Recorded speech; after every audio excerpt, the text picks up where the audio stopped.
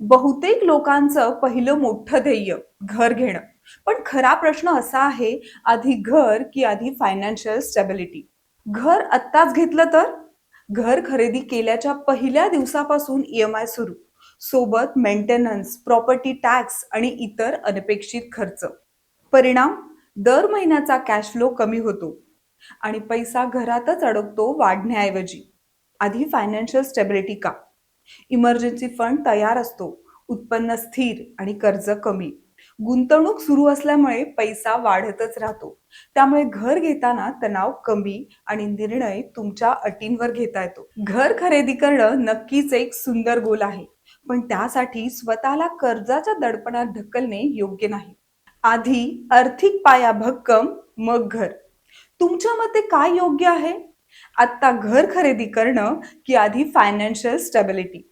तुमचं मत कमेंटमध्ये नक्की कळवा आणि अर्थक्रांतीला नक्की सबस्क्राईब करा.